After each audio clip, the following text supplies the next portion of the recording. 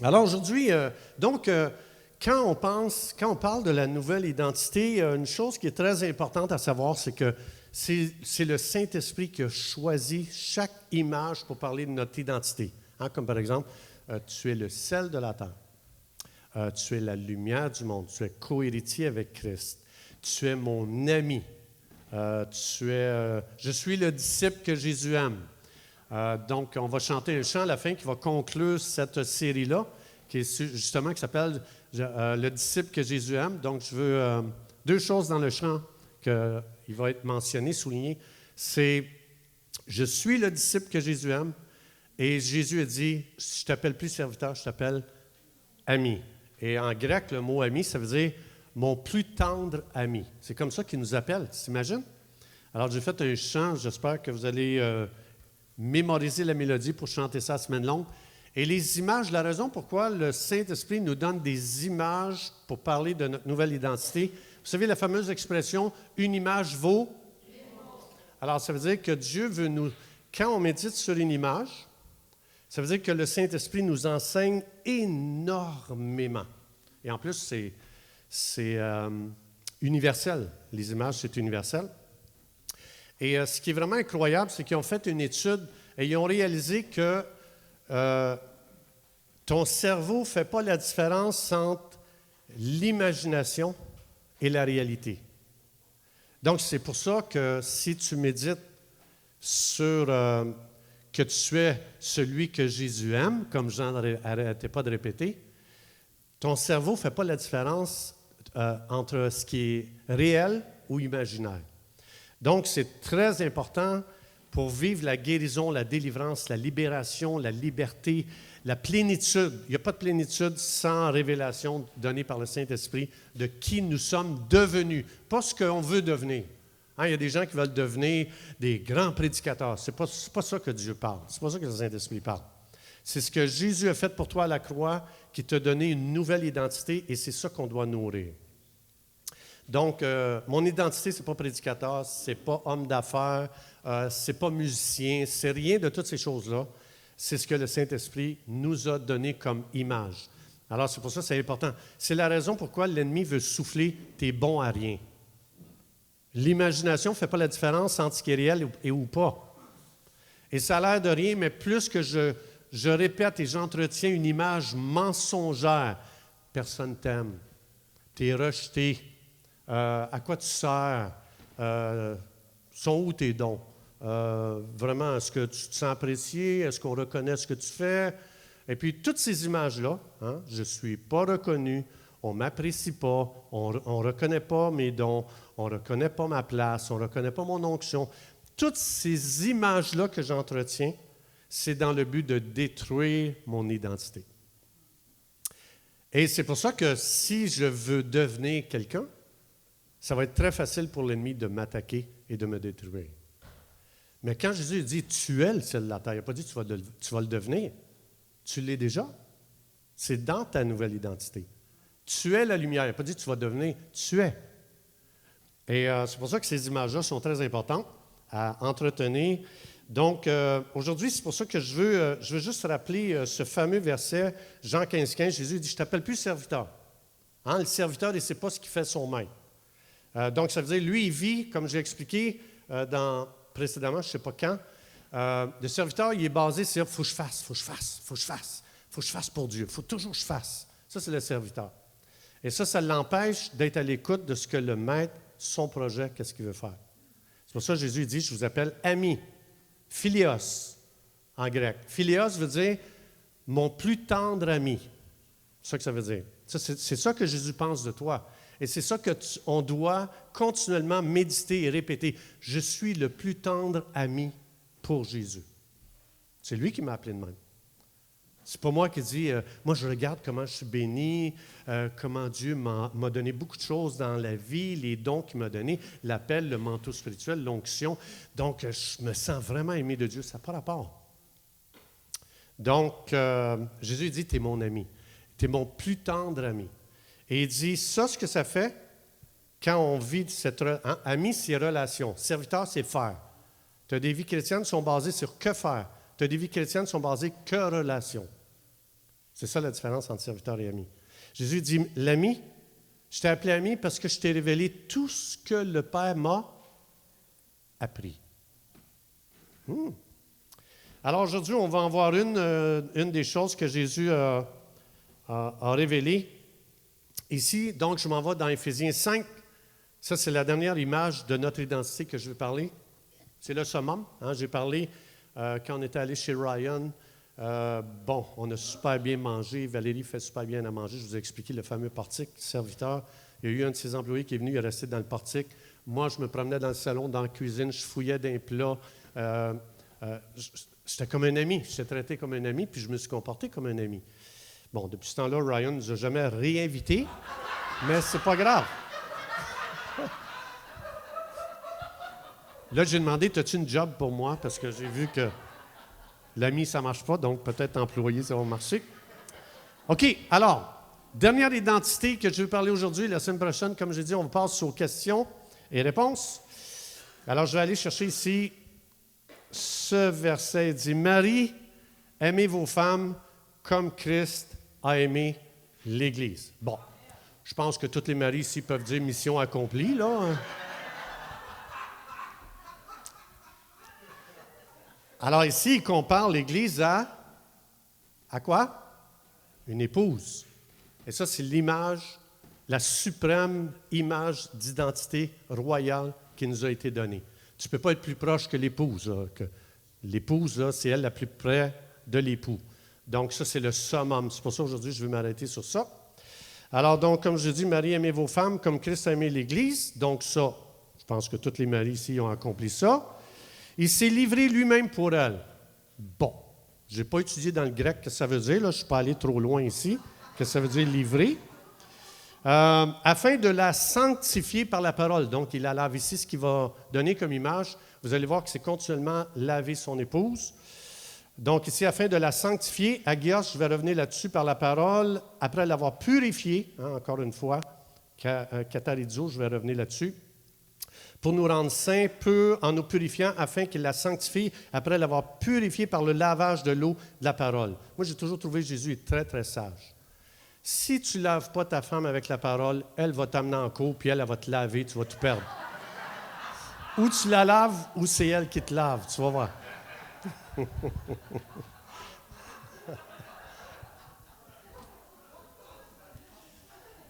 Ma femme n'est pas ici, je pense, aujourd'hui, hein?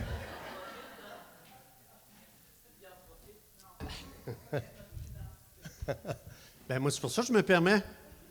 Elle connaît vraiment bien son identité, elle me l'a enseigné. Alors, ici, l'image, c'est l'idée, là, puis je vais m'arrêter ici, c'est très, très, très important. Alors ici, c'est que Jésus il explique que par tous les moyens inimaginables, il est continuellement en train de laver son épouse. Donc, la raison pourquoi il fait ça, c'est pour qu'elle puisse paraître un jour devant lui une Église glorieuse, splendide, radiante, sans tache, ni ride, ni rien de semblable, mais sainte et irrépréhensible, semblable. Alors, je vais ici m'arrêter parce que c'est très important ce que le Saint-Esprit a révélé concernant l'Église. Je vais juste arrêter ici, il dit, il la sanctifie, le mot c'est agios. Agios, ça veut dire rendre saint. Bien là, évidemment, c'est sainte ici. Mais le mot agios, ça ne nous dit pas grand-chose tant que Jésus ne nous donne pas une image pour expliquer c'est quoi l'effet de sanctifier quelque chose ou de considérer quelque chose comme saint. Alors, Jésus nous a donné un exemple ici. Qu'est-ce que ça fait l'effet de sanctifier quelque chose? Juste avant d'aller à ça, ici, ce que je veux juste dire, c'est que Jésus, ça dit qu'il s'est livré lui-même pour elle. Juste expliquer que c'est Jésus qui fait tout. Il faut que je fasse attention à ce que je dis parce que... Alors, Jésus, ici, il a tout fait dans le passé, il s'est livré. Et ça dit, ensuite, dans le présent, il la sanctifie par la parole, il la purifie par la parole. Donc, ça, c'est le présent, qu'est-ce qu'il fait présentement, son activité. Et dans le futur, pour la faire paraître devant lui. Du début à la fin, c'est lui qui s'arrange pour que l'Église soit d'une beauté épatante et éclatante et extraordinaire. C'est pas moi qui fais ça. C'est lui qui fait ça pour son Église. Et soit dit en passant, l'Église, c'est l'ensemble des croyants. OK? Donc, la première chose qu'il fait ici, ça dit qu'il la sanctifie. Ça, c'est ce qu'il fait présentement dans le présent. Et pour comprendre comme il faut qu'est-ce que ça fait de sanctifier quelque chose, Jésus dit dans Matthieu 7,6, il dit « Ne donnez pas les choses saintes aux chiens.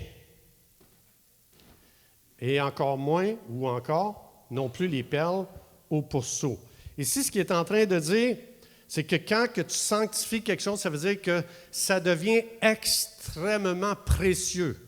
Tu ne la traites pas n'importe comment. Hein, c'est ça que ça veut dire ici. Les choses saintes, tu ne jettes pas ça à des cochons. Il est en train de dire, quand tu es sous le ministère du Saint-Esprit qui est toujours en train de te laver, tu ne pourras jamais te sentir inutile comme croyant. Tu ne pourras jamais sentir que tu es le moindre des autres. Que toi, tu n'es rien, que toi, tu ne vaux rien, et que toi, Jésus fait des belles choses avec les autres, mais pas avec toi.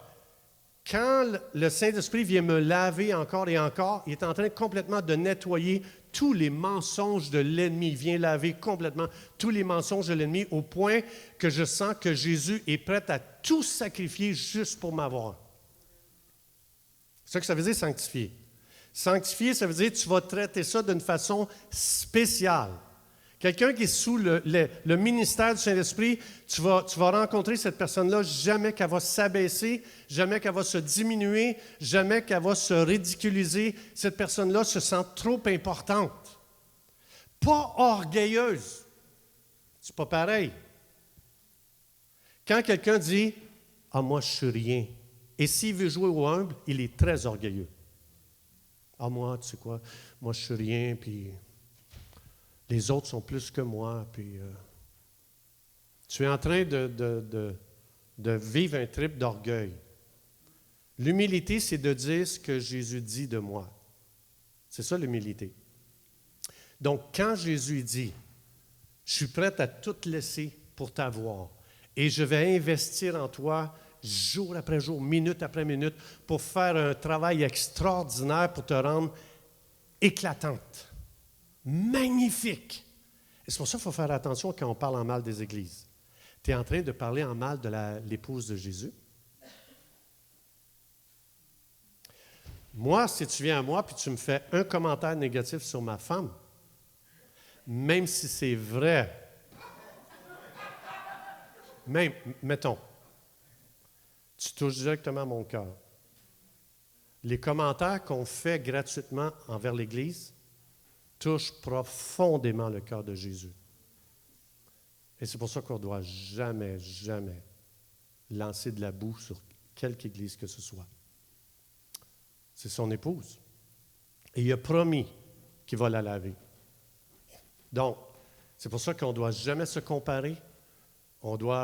Chaque Église est responsable. Et moi, ce que j'aime, c'est que je n'ai pas à rendre compte pour les autres Églises. Mais les gens que le Saint-Esprit envoie ici, ça, je suis responsable. Et je veux laver avec l'eau de la parole cette Église. C'est très important. Très important. Pour que vous vous sentiez belle. Pour que vous vous sentiez spécial. Si je collabore avec le Saint-Esprit dit, hey, sais-tu que je suis toujours en train de faire une activité pour que l'Église se sente belle et spéciale, éclatante, glorieuse? C'est ça? C'est ça que si tu dis... Parce que des fois, on est là, « Ah, Saint-Esprit, viens, Saint-Esprit », puis on pense que c'est un trip, puis après, on parle mal de l'Église. Non, le Saint-Esprit, il est en train de travailler à couvrir l'Église d'une beauté extraordinaire. Alors ici, ça c'est la première chose qui dit, on ne jette pas les choses saintes aux chiens. Autrement dit, on va commencer, si vraiment je comprends que l'Église est sainte et que le Saint-Esprit la sanctifie continuellement, je vais la traiter d'une façon spéciale. Je vais faire attention comment je vais approcher l'Église, comment je vais y toucher, comment je vais y parler. Je vais faire attention ce que je vais dire d'elle. Et donc, ça, c'est le ministère du Saint-Esprit qui est à l'œuvre, qui est très, très, très important. L'autre affaire ici que ça dit, donc, il est en train d'expliquer qu'il est continuellement en train, avec la parole de Dieu, ce qu'on est en train de faire aujourd'hui. Quand on s'arrête, puis qu'on s'arrête sur la parole de Dieu, puis qu'on commence à laisser le Saint-Esprit verser de l'eau sur nous ou sur l'Église, il y a vraiment un travail extraordinaire de libération, de transformation, de délivrance. Il y a plein de choses qui tombent de nos vies juste en s'exposant à la parole de Dieu. Et c'est pour ça que c'est le moyen que le Saint-Esprit a choisi. Expose-toi à la parole. Expose-toi à la parole. Expose-toi à la parole. La raison, tu deviens de plus en plus belle. Alors ici, l'autre mot, purifier, katarizo. Le mot katarizo veut dire laver. Ça parle d'un lavage surnaturel.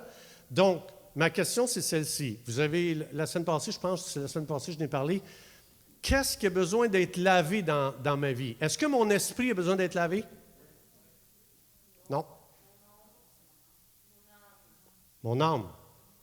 La raison, je vous ai expliqué dans 1 Pierre 1,23, ça dit que le sperma de Dieu m'a fait naître de nouveau, la vie spirituelle. Et ça va toujours rester intact. Ça le dit, j'ai été engendré par une semence incorruptible, donc elle ne peut pas se salir. Dans Jacques 1,21, reçois avec douceur la parole de Dieu pour sozo ton âme, délivrer ton âme, laver ton âme, purifier ton âme. C'est la parole de Dieu qui vient, puis quand on parle de l'âme, vous avez sûrement déjà vu ça ici, on parle des pensées, on parle de la volonté, des sentiments, des émotions, de la raison, de l'intelligence. Autrement dit, ce que le Saint-Esprit est en train de faire, ce n'est pas mon esprit qui a besoin de recevoir la parole de Dieu pour être lavé. C'est mon âme parce que mes pensées deviennent salies. Juste aujourd'hui, hey, es-tu plate ce prédicateur-là? Tu as besoin d'être lavé dans tes pensées? Ou encore, être lavé dans nos émotions. J'en veux un tel. Ton âme a besoin d'être lavée. La parole de Dieu va venir laver ton âme. Ou encore du ressentiment, une mémoire des choses que je n'ai pas aimées du passé et je vis dans de l'amertume, du ressentiment, de la frustration, de la déception. Si ça, c'est encore dans mon âme, j'ai besoin d'un backwash. Le Saint-Esprit veut venir avec la parole de Dieu. Il veut venir complètement laver mes sentiments, laver mes pensées, laver ma volonté. Non, moi, je ne vais plus suivre. Moi, je ne vais plus servir Dieu. Tout ce que les chrétiens m'ont fait, ils m'ont massacré, ils m'ont mordu de partout. Non, moi, je ne veux plus être dans le ministère. Volonté a besoin d'être lavée. Et c'est parce qu'on n'embellit pas quand on accumule la frustration, la déception, l'amertume, l'offense, les sentiments de rejet. Les sentiments de rejet ont besoin d'être lavés par la parole de Dieu. Les sentiments de frustration ont besoin d'être lavés par la parole de Dieu. Les sentiments de ne pas accepter devraient être lavés par la parole de Dieu. C'est l'âme, c'est tout dans l'âme que ça se passe. Et c'est pour ça que Jésus il explique le besoin essentiel que la parole de Dieu vienne complètement laver l'âme encore et encore, parce qu'on vit tous des expériences injustes. Et c'est là qu'on accumule dans notre âme. Et tant que l'Esprit de Dieu ne vient pas avec l'onction, comme Manon a dit, qui brise le joug, tant que le Saint-Esprit ne vient pas mettre une onction sur la parole de Dieu qui vient libérer les gens, ça vient briser le joug. Parce que ça, dans mon âme, ça met un poids incroyable. Et là, au lieu de vivre comme une épouse épanouie, super maquillée et décorée comme un arbre de Noël, je vis comme la chienne à Jacques. Vous connaissez la fameuse expression, la chienne à Jacques? Alors, c'est pour ça que ce n'est pas mon esprit qui a besoin d'être lavé par la parole, c'est l'âme. Parce que l'âme a besoin, comme ça dit, reçois avec douceur la parole de Dieu pour sozo ton âme, pour délivrer ton âme, laver ton âme, libérer ton âme, pour purifier ton âme. C'est ce que ça dit ici dans les versets. Alors, donc, ce qu'il est en train de dire, c'est que dans ta marche, tu vas être sali encore et encore. Ton âme va recevoir de la boue, elle va recevoir des paroles négatives, des paroles d'accusation, de diminution, de n'importe quoi. Et là, ton âme porte un vêtement sale. Pas ton esprit, ton âme. Et c'est pour ça qu'aujourd'hui, si le Saint-Esprit vient et que j'ai un cœur doux, c'est extraordinaire comment tu vas partir léger de ce rassemblement. C'est extraordinaire. Et c'est impossible une âme que sur elle n'a pas collé de la saleté des taches. C'est incroyable. Parce qu'il y a plein de choses qui se passent dans la vie. Et c'est ça qui rend la vie difficile. Et c'est ce qui fait qu'on devient amer, frustré, déçu, parce qu'on accumule. Et le Saint-Esprit dit, moi, je travaille continuellement à ta délivrance, ta libération, et pour que tu marches dans ce monde épanoui comme une super belle épouse. Hein? Quand Jean disait, je suis le disciple que Jésus aime. Tu vois que le gars, il voyageait léger. Le gars, c'est comme, il se sentait le gars le plus spécial sur la planète Terre. Ensuite, alors ça dit ici, donc il la lave, tout ça, il fait tout ça, et il explique ici, il est toujours en train de la laver, hein, la purifiant, la sanctifiant après l'avoir purifiée par le lavage de l'eau de la parole, donc une douche. Qu'est-ce qui arrive? Hein? Il la lave, il la purifie, il la sanctifie toujours par la parole de Dieu. Qu'est-ce qui arrive avec quelqu'un qui ne se lave pas?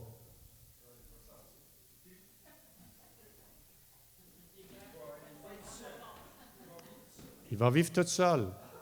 Il ne sent pas bon, désagréable, pas attirant. Ce qui rend un croyant attrayant, c'est un croyant qui est continuellement lavé, qui ne traîne rien avec lui, il sent la fraîcheur. Ça attire les gens. Des fois, les gens se demandent, comment ça que moi, pas d'amis? Les gens s'éloignent toujours de moi. Bien, peut-être, je ne sais pas. Je ne dis pas que c'est ça non plus. OK? Je veux pas. Mais je veux juste vous dire, dans le monde physique, c'est facile à comprendre que si je ne sens pas bon, les gens ne s'approchent pas, ne sont pas attirés. Ce n'est pas qu'ils ne m'aiment pas. C'est l'odeur que je dégage. Et des fois, quand une âme est tellement salie qu'elle n'a pas été lavée par la parole de Dieu, c'est le Saint-Esprit qui éloigne les gens de ces gens-là. Parce que ces gens-là, ils vont contaminer. Et ce n'est pas agréable. Une âme lavée par la parole de Dieu. Jésus veut te rendre attirant et attirant. Jésus, il veut que les gens soient attirés à toi et que les gens ont soif d'être ton ami, d'être avec toi, de te connaître, de passer du temps avec toi. Pas éviter. Attirer. Et c'est pour ça que l'âme lavée, c'est primordial. OK? Ça va? Vous n'êtes pas offensé? Sinon, on va laver ça tout de suite, là. Ensuite, il dit, donc, il lave tout ça, il fait tout ça, et il dit, afin de faire paraître devant lui une église glorieuse, splendide, radiante, c'est comme ça qu'il veut que tu sois, sans tache ni ride. Donc, ça veut dire ton âme, sans tache, laver continuellement, laver encore. Le message d'aujourd'hui a pour but, pas un bon message. Ce n'est pas ça le but du message. Le but, c'est que votre âme soit tellement lavée que vous vivez des percées, des délivrances, des guérisons, des libérations, que des chaînes tombent de votre vie, que vous sortiez d'ici et que vous sentiez la personne la plus importante du monde. Si vous avez cette douceur pour recevoir la parole, c'est ce que ça va faire. Il y a même des guérisons physiques qui vont se faire, des guérisons émotionnelles, des guérisons spirituelles. Il y a plein de choses qui se font à travers la parole de Dieu. Alors, il dit ici, sans rides, ni rien de semblable. Qu'est-ce que des rides? Les jeunes répondaient à cette question. Pourquoi on a des rides? OK, les vieux, vous avez de l'expérience. Pourquoi on a des rides? Non, ce n'est pas parce qu'on est vieux, hein? Parce qu'on rit. C'est parce que la peau manque d'humidité. L'élastine de la peau ne fonctionne plus, hein, elle est moins élastique. Donc, ce n'est pas pour rien que ça explique, le verset n'arrête pas d'expliquer l'eau de la parole, l'eau de la parole, l'eau de la parole, pour paraître devant lui sans ride.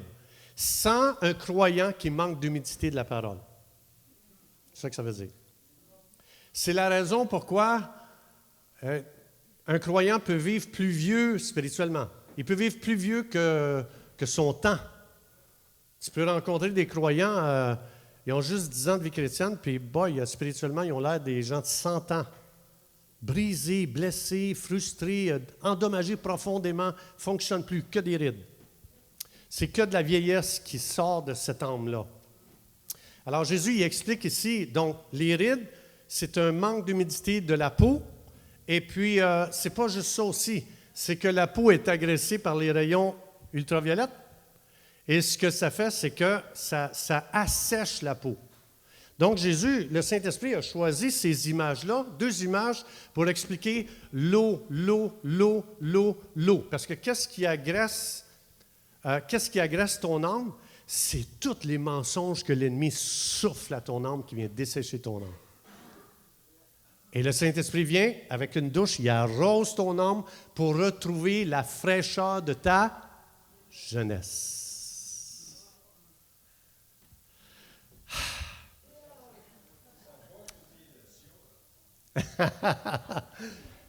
Bien, pourquoi tu penses que Jean disait « Je suis le disciple que Jésus aime » ? Pourquoi? Il a gardé la fraîcheur de sa relation avec Dieu. Et c'est pour ça qu'il se sentait spécial. Il se sentait unique. Il n'a jamais pensé qu'il était un croyant parmi la foule, que Dieu regarde et qu'il dit « Ah, pense Jean, l'apôtre Jean est à quelque part dans la foule. » Il se sentait spécial. Je suis le disciple que Jésus aime.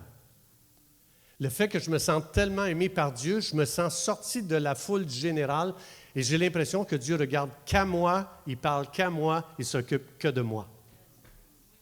Ce n'est pas de l'égoïsme, c'est une révélation qui te rend, qui garde ton âme fraîche parce que je vous promets, en tant que croyant, vous allez vivre toutes sortes d'injustices. Vous allez vivre toutes sortes de scandales, vous allez entendre toutes sortes de choses à droite et à gauche, et même des églises. Et tu vas dire, ça, c'est des croyants?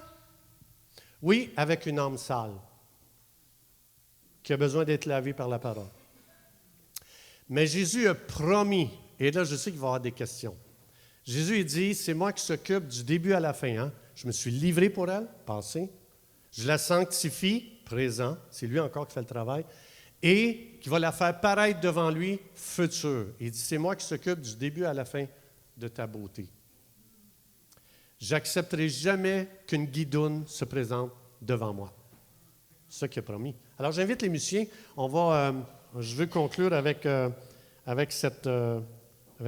message-là ici. Donc, ce que Jésus est en train de dire, c'est qu'il est en train de dire que je travaille continuellement à te préparer pour devenir éclatante et tout ça. Et il dit, le seul moyen, la parole de Dieu. L'eau de la parole, l'eau de la parole, l'eau de la parole. C'est ça qui me ramène continuellement dans mes pensées. C'est ça qui lave continuellement mon âme. Et c'est pour ça que j'en ai besoin désespérément. Et plus que je laisse l'eau de la parole couler sur moi, dans mon âme, plus que je deviens ce que je suis appelé à devenir et manifester ce que je suis appelé à manifester. Alors, on va terminer ensemble. Je veux vraiment qu'on chante ce chant-là pour conclure la série de la nouvelle identité ou de l'identité royale. Donc, ce chant-là m'a été donné dans une nuit. Donc, j'ai juste écrit les paroles qui m'ont été données. Et puis, donc, je pense que Dieu veut voir son Église tellement glorieuse et tellement belle.